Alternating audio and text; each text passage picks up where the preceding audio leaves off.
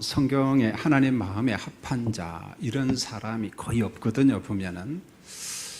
근데 오늘 말씀의 주인공인 다윗은 사도행전에 보면은 내 마음에 합한 사람, 그런 기록이 나옵니다. 대단한 사람이죠. 다윗이 정말 대단한 사람인데, 또 성경에는 그의 과실을 소개하는데 그 과실 중에 하나가 오늘 말씀에 있어요. 물론 이제 뒷부분에 보면은 우리아의 죽음 사건도 있죠, 보면은. 다윗에게 있어서 가장 큰 아픔이 뭐냐면 우리아를 전쟁터에서 죽게 한 거, 그 다음에 두 번째로 밧세바를 범한 사건, 이 두 사건이 다윗에게 아주 치명적인 사건이었어요. 사실 성경에서 이런 내용을 좀 제거해도 되지 않겠나 그런 생각이 듭니다. 그러나 성경은 그렇지 않아요. 인간의 죄성을 그대로 드러냅니다. 결국은 우리가 구원받는 것은 우리 어떤 선행과 공로가 아니라 하나님의 전적인 은혜임을 성경이 말씀하고 있습니다. 여러분, 예수 믿나요? 우리 구원받았습니다. 누구의 은혜입니까? 하나님의 은혜입니다. 자, 오늘 1절을 보면은 다윗과 그 이스라엘의 그 시대 환경을 설명을 하면서 1절에 보면은 그 해가 돌아와 왕들이 출전할 때가 되매 이렇게 말합니다. 사실 이 구절만 해석하면은 나머지 부분은 우리가 너무나 잘 압니다. 그래서 여러분들이 가지고 있는 그 지식에다가 조금만 첨가를 하면 돼요. 여러분, 그 해가 돌아와 라는 말은 유대력으로 하면은 새해입니다. 새해. 그런데 이것을 유대 달력을 현대력으로 바꾸면 언제냐면은 3월에서 한 4월쯤 됩니다. 유대력으로는 1월 달이지만 새해지만은 현대 달력으로 하면은 한 3월이나 4월 정도 됩니다. 그래서 우리 성경에는 그 해가 돌아와 왕들이 출전한다 이런 말이 나오지만은 영어 성경이 종류가 정말 많은데 조금 쉽게 번역한 성경이 The Living Bible이라고 하는 영어 성경이 있어요. 참 쉽게 번역이 되어 있어요. 이 성경은 아예 그냥 다음에 봄이 되어 이렇게 그냥 번역을 해버렸어요. In the spring of the following year 이렇게. 자, 다음에 봄이 되어서 봄이 되었다 이렇게 번역을 했습니다.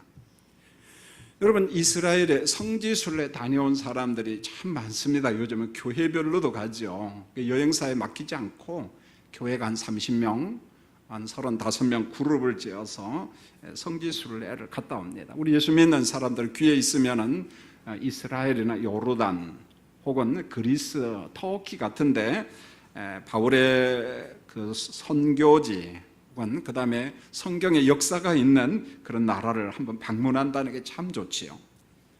그래 추천을 받아요. 이스라엘 언제 가면 제일 좋습니까? 뭐 언제 가든지 상관이 없지만은 일기적으로 자연 경관적으로 2월달하고 3월달이 가장 좋다고 합니다. 보면은요, 그죠? 온 광야에 꽃들이 피고 자연 경관이 정말 아름답다고 극찬을 합니다. 여러분, 이스라엘에게 있어서 겨울은 비가 오는 철에 우기철입니다. 우리는 눈이 오지만은 거기에는 비가 많이 옵니다. 지중해성 기후기 때문에 비가 많이 옵니다. 여러분, 비가 올 때는요 전쟁을 못 해요. 전쟁하는 시기가 아닙니다.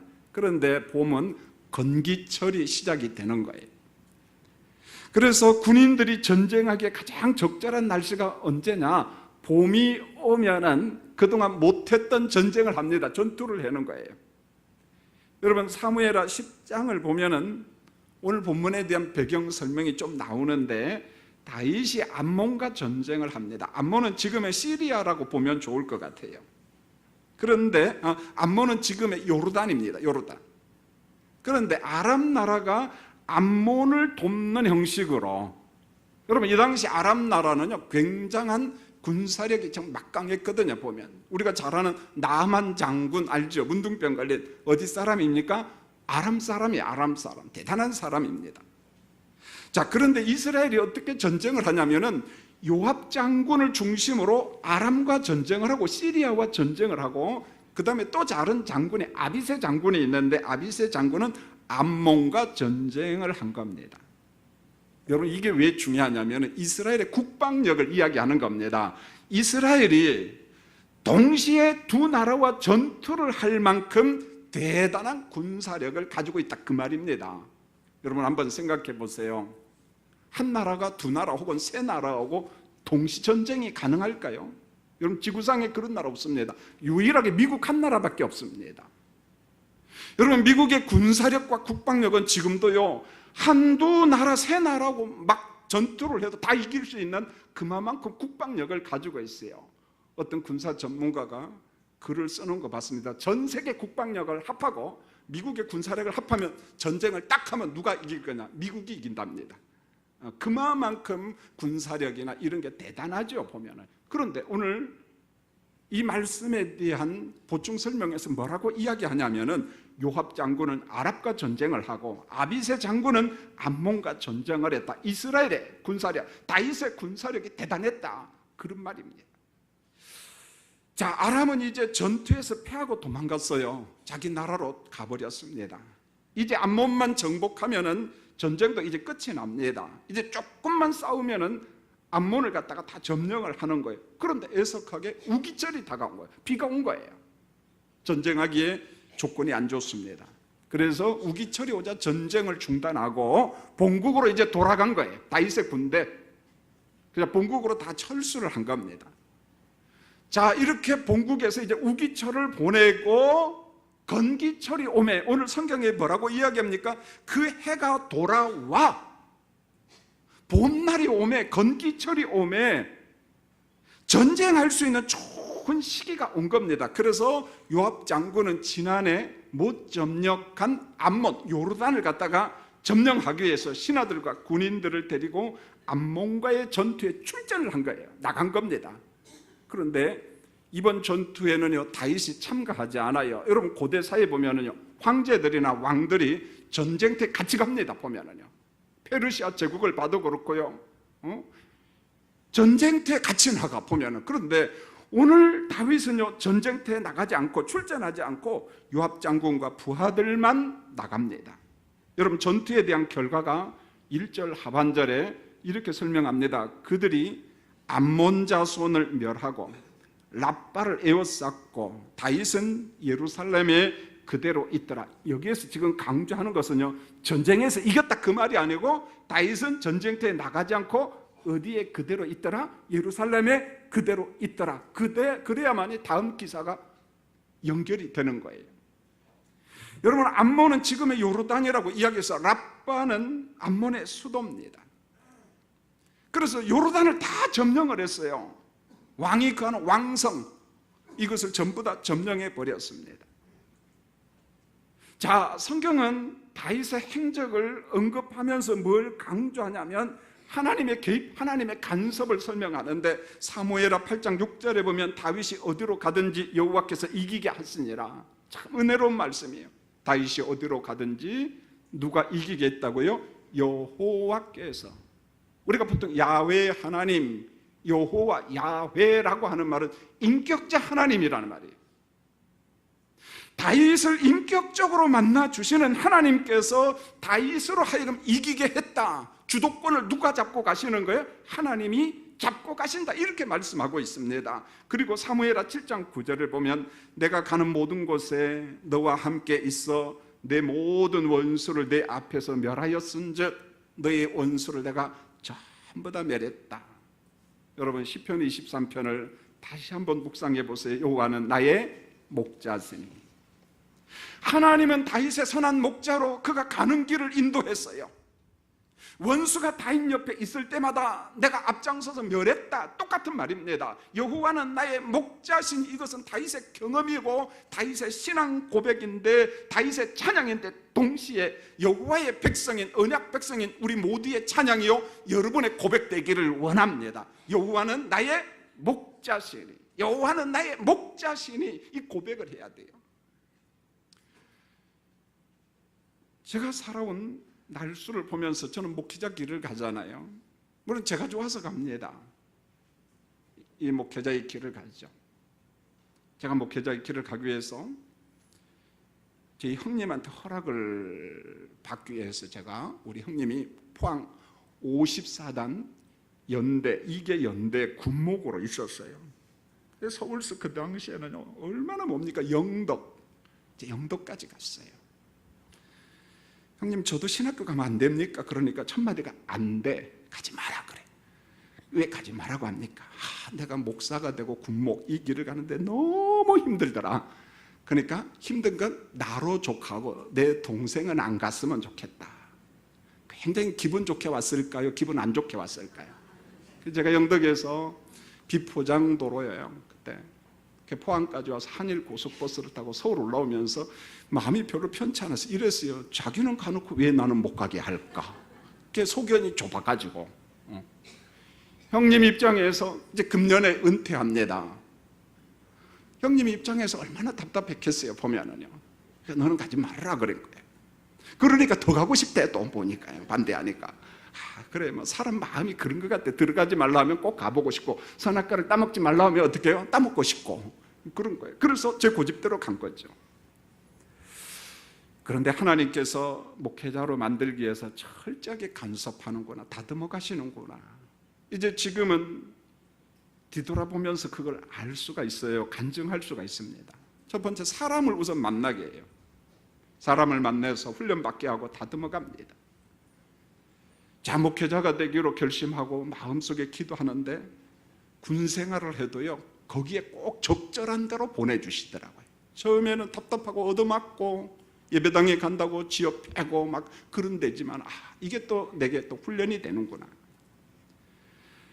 기도 훈련이 뭔지 학교도 꼭 그런 학교로 보내죠.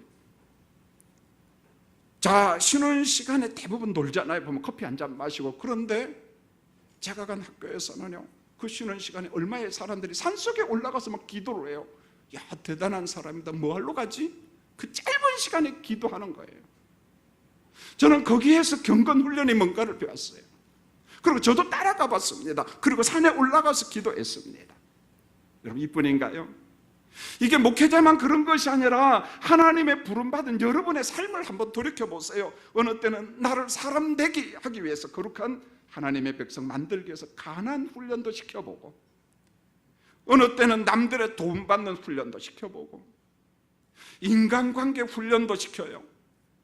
질병을 통해서 절망 훈련도 시키고, 남들로부터 멸시 천대받는 멸시 훈련도 시키고, 그리고 난 다음에 한번 기다려봐라. 여러분, 기다림이 얼마나 힘든 줄 아세요? 저는 몸이 많이 아플 때 1에서 10까지 센다는 게 얼마나 긴지요. 하나, 둘, 셋. 이게 짧잖아요. 그런데 통증이 심하고 참 고통스러울 때는 하나에서 10까지 센다는 게 왜 그렇게 긴지 몰라. 하루 24시간, 한 달, 그 말이 아니고. 여러분, 질병과 싸울 때 그 고통은 상상을 초월하는 거예요. 일부 예배 마치고 우리 집사님 기도합시다. 폐의 상태가 안 좋아요. 검사를 받죠. 자, 1차적으로는 암이겠죠. 눈은 눈물을 막 흘립니다. 늘상 이야기합니다마는 중환병의 그 외로움과 고독은 상상을 초월합니다. 가족 몰라요. 부부 모릅니다. 자식 늘 이야기하지만 안 보면요, 자식은 부모 다 잊어버립니다. 여러분, 하염시 우는데 그 외로움과 고독을 알지요. 보면은요, 어떻게 합니까? 그래도 극복해야죠. 우리가 지난주에 우리 교인들이 참 아는 사람들은 비통합니다. 지금 지난 주일날 예배를 드렸어요. 그리고 우리 교육자한테 연락이 왔어요. 목사님, 우리 김보영 집사가 응급실에 들어갔어요. 왜? 지난주에 봤는데 갑자기 뭐 비장이 터졌는지 아니면 나중에 보니까 혈관이 터져가지고 특이 체질이래요. 이게 멈추지 않는데 피가. 응급실에 들어가서 수술을 해도 결국 39살 여인의 나이로 죽었어요. 9살 나이, 딸 나이 하나 남겨두고. 오늘도 가족들이 예배를 드리면 목사님 지금도 꿈꾸는 것 같아요. 이렇게 말합니다. 꿈꾸는 것 같아요. 이일영 집사님 며느리입니다. 임은숙 권사님 며느리예요. 이야기 가운데 참 그 며느리가 그랬다고 그래요. 아버지가 운전을 했잖아요. 개인 택시를 했는데 몸이 불편하니까 운전을 딱 그만하니까 며느리가 그래도 아버지 걱정하지 마세요. 시아버지 제가 오늘부터 용돈 드리겠습니다. 그런 며느리야. 예, 우리 어른들 끄덕끄덕한 사람, 우리 며느리가 들어야 되는 그런 것 같아요. 그런데 그냥 아차하는 사이 갔다니까 보면은요, 그 장례식을 치러도 기도해도 울고, 어른들도 울고, 교인들도 울고. 여러분, 우리 인생에 있어서 맨날 만사형통만 있다, 무슨 그런 거짓말이 어디 있습니까, 여러분요? 그렇지 않습니다. 이 모든 훈련을 통해서 우리를 다듬어가요. 하나님이 다듬어갑니다. 여러분, 오늘 1절을 딱 이야기하고 스토리 내용을 딱 바꿔가는데요, 요압 장군과 군인들이 전선에서 전투를 하고 있는데요, 바로 그 시간에 다윗이 뭘 했느냐, 전쟁터에 안 날아가고 뭐 했느냐. 2절을 잘 보세요. 저녁 때에 다윗이 그의 침상에서 일어나 왕궁 옥상에서 거닐다가, 이렇게 말합니다. 여러분, 여기 저녁 때는 밤중 아니에요. 늦은 오후 시간입니다. 이 본문을 보니까 그런 것 같아요. 여러분, 식사하고 나면은 어른들 뭐가 와요? 졸리죠. 신기합니다. 지금은 밥 먹고 한참 됐으니까 지금 안 졸릴 시간이야. 그러니까 지금 조는 건 그 사람 책임이야. 제 책임 아니야, 이제는. 그러니까 다윗이 그랬던 것 같아요. 점심을 먹고 졸리니까 이제 잠을 한숨 자고 늦은 시간에, 늦은 오후 시간에 일어났습니다. 그 갈 곳 있나요? 옥상에 올라가서 거닐고 있습니다. 여러분, 그 다음 다윗의 행동을 한번 잘 보시면은요, 옥상을 거닐다가 그곳에서 보니, 옥상에서 보니 누가 딱 눈에 보여요? 한 여인이 벌거벗었는지 어떤 여인은 모르지만 하여간 한 여인이 목욕을 하는데 심히 아름다워 보이는지라, 이렇게 말해서 심히 아름다워 보이는지라. 이 구절을 놓고 남자들이 막 억측을 합니다. 도망가려고 남자들이. 밧세바가 다윗 왕을 미혹했다. 밧세바가 분명히 잘못했다. 이건 다 누구 생각? 남자들의 생각입니다. 왜요? 밧세바는 일상적 목욕을 한 겁니다. 목욕. 이런 낮에 노동을 하고 땀이 나면 목욕하는 것 아니겠어요? 여러분, 고대 근동 지방에 한 가지 규범이 있습니다. 집안에 우물물이 있고 그 우물물에서 너 하나 할 것 없이 노동을 하거나 목욕을 해요. 땀을 씻어냅니다. 그런데 고대사의 집을 보면 집과 집이 붙어 있어요. 그래서 마태복음 24장에 보면은 종말 이야기를 하면서 환란이 오면은 옥상에 있는 사람들은 집 안으로 내려오지 말고 바로 무엇하라? 도망가라. 우리 개념하고는 다르죠. 어떻게 집 위에 있는데 바로 도망가자. 이게 고대사의 지붕 가능합니다. 지붕이 평평해요. 그래서 이 집에서 이 집으로 뛰어넘어갈 수가 있어요. 그래서 쭈르르 도망갈 수가 있습니다. 그래, 이 사람들은 집과 집이 붙어 있기 때문에 서로 간에 지키는 하나의 규범이 있어요. 규범. 그게 뭐냐? 이웃집을 내려다보면 안 돼. 이웃집을 좀 보지 말아라. 이웃집을 내려다보지 마. 이게 금기 일종의 규범이에요. 문제는 다윗한테 있어요. 한 여인이 목욕하는 것을 딱 보고, 자, 여기에서 우리가 좀 웃자고 하는 건 아니에요. 사실은 이게 맞습니다. 자, 한 여인이 목욕을 한다. 근데 옥상에서 봤어, 다윗이. 여러분, 다윗이 눈이 있으니까 보이는 거 어떻게 해요? 할 수 없지요. 여러분, 눈의 신경작용이 얼마나 빠른 줄 아세요? 날파리가 딱 들어오려고 하면은요, 내가 볼 때 1초도 아니고 딱 합니다. 보면은 0.5초도 아닌 것 같아요. 얼마나 빠른지 몰라요. 자, 그러면은 넉넉하게 제가 여유를 줘서 3초. 다윗이 옥상을 거닐다가 목욕하는 여자가 보이면은 다윗이 눈을 떴으니까 어쩔 수 없잖아요. 눈을 떴으니까 여인이 보이는데 어쩔 수 없어요. 그러면은 다윗이 이래야 된다고 봐요. 어이쿠, 여인이 목욕을 하네? 그러면서 서서히 감아도 3초 이내면 다 감을 수 있어요. 그래요, 안 그래요? 그러니까 제 설교를 못 알아듣는 사람 꼭 예배 마치고라도 알아듣고 집에 가서 웃으세요, 여러분요. 얼른 눈을 감고 정상적인 남자라면은, 하나님 마음에 합한 다윗이라고 얼른 눈을 감고 옥상에서 어떻게 해요? 보고 싶지만은 그래도 마음의 양심을 따라서 계단을 내려와야 됩니다. 그렇죠, 남자들이요? 그래야 돼요, 여러분요. 그런데 다윗은 여인을 3초 동안만 본 것이 아니라 집중해서 본 거예요. 집중해서. 얼마나 집중해서 봤는지 그것은 몰라. 다윗이 알아서 그냥 집중해서 봤습니다. 여러분 여기 성경 말씀을 잘 보세요. 다윗이 여인에 대한 주관적인 생각을 해요. 객관이 아니라 주관이에요. 주관. 다윗이 딱 보니까 그 여인이 심히 아름다웠다. 아름다워 보이는지라. 아름다워 보이는지라예요. 아름다워 보이는지라. 이 말은 밧세바가 객관적으로 정말 아름답고 미인이고 정말 날씬하고 잘생겼다 그런 뜻이 아니에요. 이 구절을 놓고 우리 목사님, 우리 동기들이 해석을 했어요. 어떻게 이걸 해석할 것인가? 해석할 게 없지. 그냥 뭐 아름다운지라 하면 그걸로 끝나야죠. 근데 꼭 목회자 일부는요 파고드는 사람이 있습니다. 아주 히브리에 능통한 목사님 한 분이 있는데 어디서 가져온 자료인지는 모르지만은 그분의 모든 말에 아멘 하기로 했어요. 이렇게 말했어요. 심히 아름다워 보이는지라. 이건 이런 거다. 객관적으로 아름답다 그런 말이 아니고 밧세바는 절대 미인이 아니다. 두 번째로 밧세바의 코는 메구리 코다. 그 다음에 얼굴은 절대 잘생긴 얼굴이 아니다. 다윗이 늦잠을 자고 옥상을 거닐다가 웬 여인이 목욕을 하는데 그 속에 보는 순간에 집중해서 보고 호기심이 생기고 음욕이 불탄 거예요. 음욕. 그래서 다윗이 어떻게 판단을 하냐면은 심히 아름다워 보인지라 그랬어요. 심히 아름다워 보이는지라. 거리가 얼마인지는 잘 모르겠어요. 여러분 제가 안경을 안 쓰면 저 뒤에 있는 우리 권사님도 보이고 우리 정광호 집사님도 보입니다. 그런데 이 작은 글씨는 안 보여요. 그렇다고 제가 돋보기를 쓰면 여기 있는 건 잘 보이는데 정광호 집사님이 안 보여요. 정광호 집사님이 아름다운지 미남인지 몰라 지금요. 제가 거리상. 여러분 여기에서 아름다워 보이는지라고 하는 말은 절대 주관적이에요. 여러분요. 절대 주관적입니다.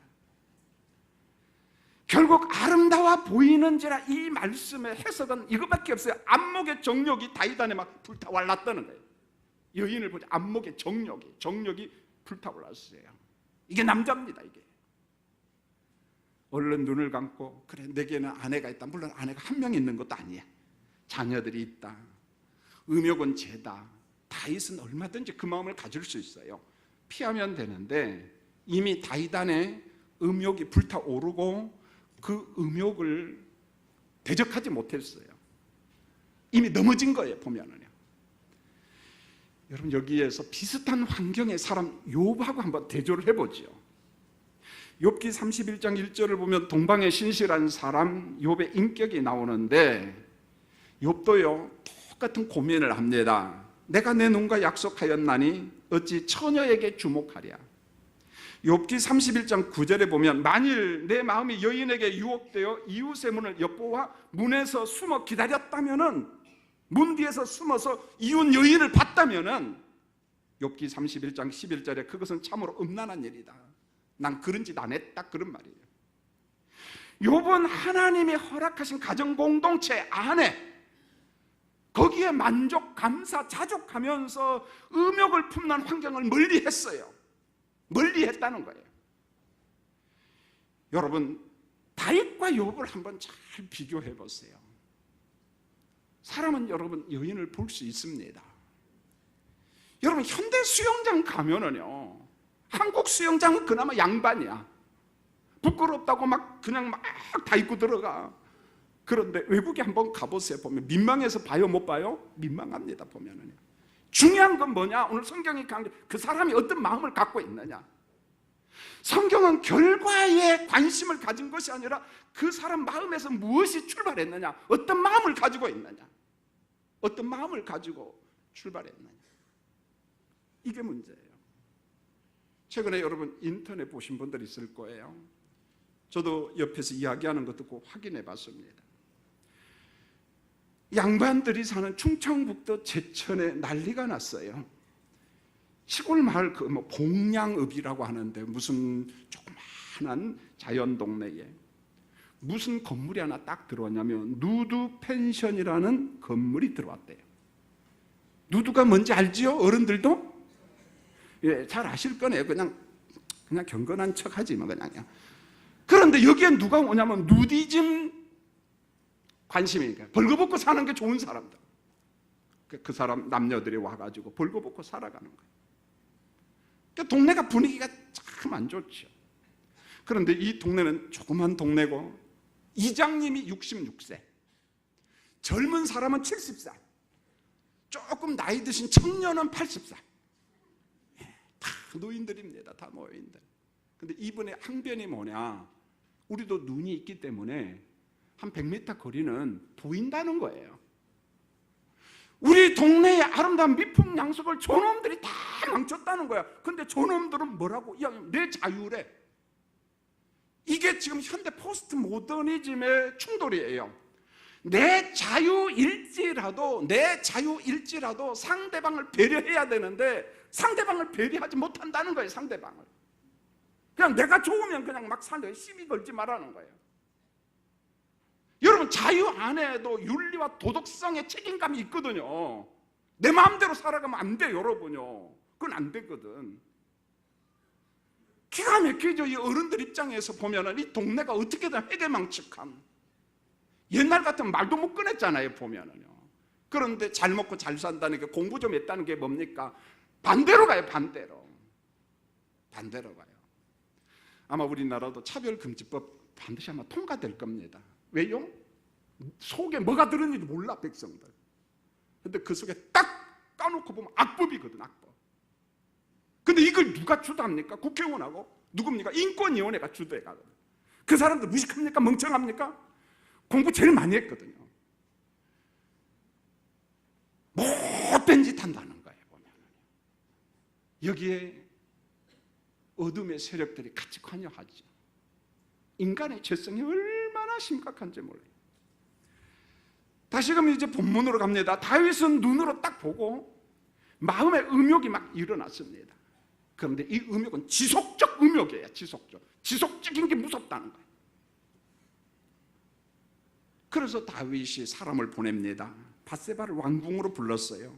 그리고 밧세바와 동침을 했어요. 그런데요, 다윗과 밧세가 똑같아요. 두 사람이요. 다윗도 밧세바도 인간이에요. 연약한 인간, 죄 많은 인간이에요. 4절을 보세요. 그 여자가 부정함을 깨끗하게 하였으므로 더불어 동침하며, 여기 보면은 그 여자가 부정함을 깨끗하게 하였으므로 이렇게 나옵니다. 대부분 이 말은 레이기에 나오는 말이에요. 유출병이나 혹은 생리 같은 거, 이거 할 때를, 그 기간을 부정한 기간, 그렇게 정합니다. 그래서 한 일주일 동안 정결례식을 하고 일상생활을 하죠.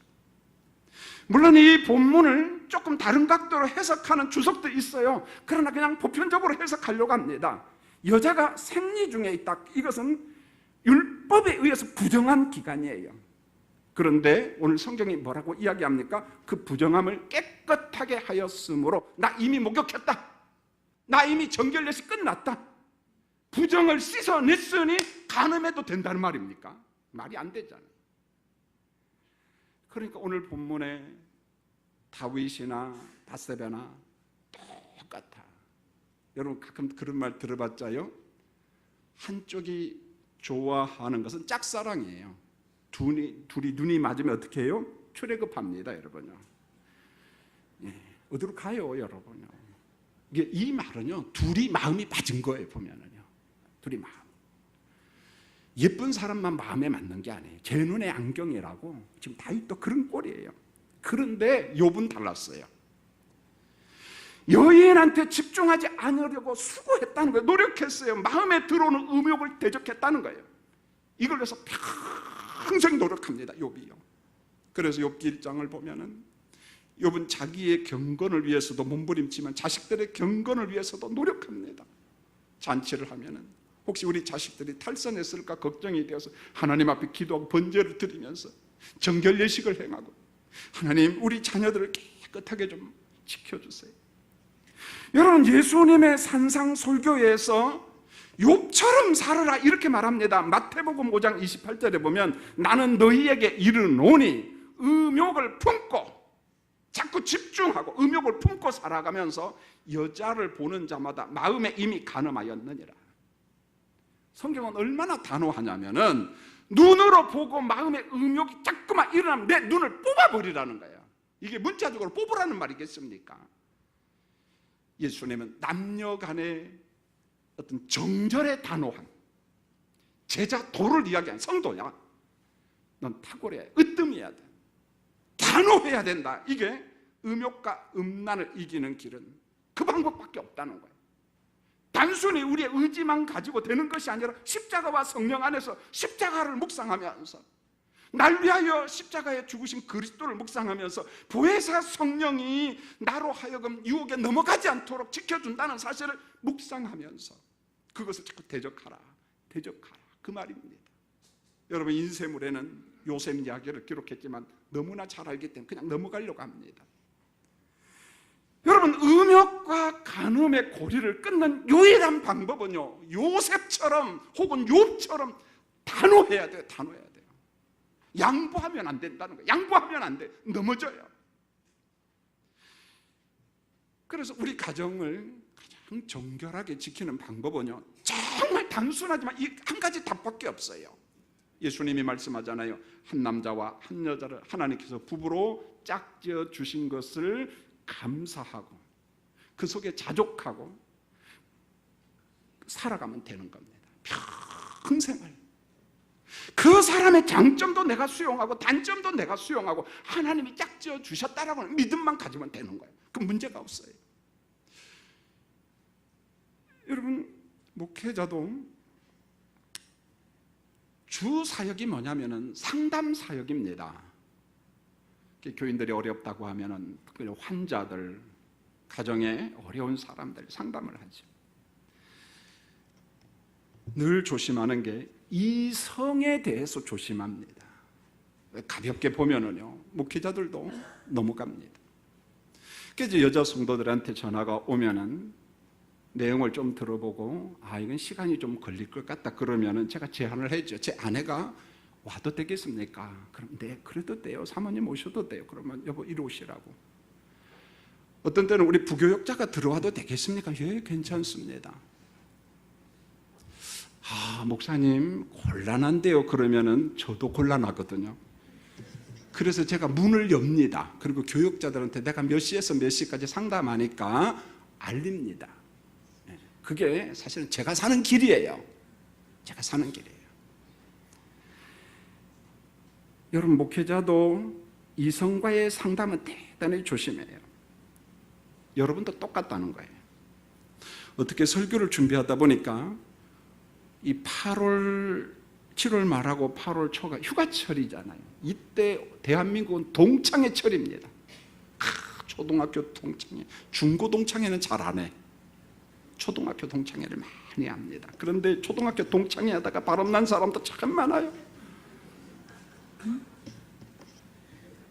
그런데 우리나라는요, 대부분 여자가 젊고 남편이 나이가 1살 혹은 5살, 심지어는 10살.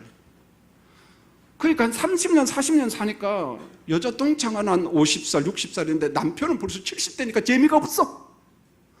그러니까 생각나는 거 어디요? 옛날에 초등학교 동창 손 한 번도 못 잡아보고. 그런데 이제는요, 나이가 들면은 여자 호르몬이 없어지고 남성화 돼버립니다. 그 옛날에 자기가 언제 알았다고 그냥 막 이름을 불러요. 김삼수야, 삼수야 막 그러고 난립니다. 보면 그 한 번 가고 재미있고 두 번 가고 재미있고, 여기에서 무너지는 가정이 참 많습니다. 괜히 목사님이 별 걱정 다 하시네 그러는데, 제가 여러분 가정 걱정 안 해주면 누가 해주겠어요, 여러분? 여러분 조심하셔야 돼요. 우리 예수 믿는 사람이잖아요. 두 번째로 조심할 게 뭐냐면은, 평일에 등산 가는 사람들. 나는 그 사람들 보면 걱정이 많아. 그냥요.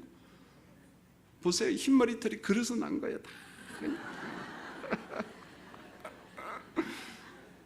부부가 같이 가면은 정말 행복합니다. 같이 가면은요. 근데 부부가 같이 아니하고 남녀가 자꾸 모이고 이성이 자꾸 모이면은요 위험합니다. 위험해요. 여러분, 우리 가정이, 우리 부부의 관계가 어디서 무너져? 큰 데서 무너지지 않아요. 오늘 다윗 보세요.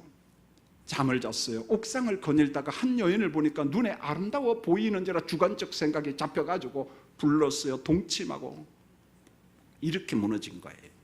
사랑하는 성도님들, 하나님이 우리에게 허락하신 남편과 아내, 우리 자녀들의 가정이 정말 정결하게 한평생 주님이 부르실 때까지 거룩성을 유지하는 우리 자녀들의 가정, 여러분의 가정 되기를 예수님의 이름으로 축원을 드립니다. 기도하겠습니다. 하나님 우리 아버지, 세상의 가치관이, 정절관이 엉망진창입니다.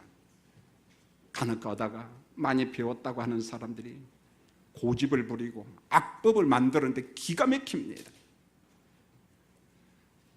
하나님께서 세우신 우리 가정이 세상에 오염되지 않게 하시고 부부로 자족, 만족, 감사하며 평생 살게 하시고 우리 자녀들의 가정도 정말 복된 가정 되도록 우리 부모님들이 서로가 지켜낼 수 있도록 은혜를 베풀어 주시옵소서. 예수님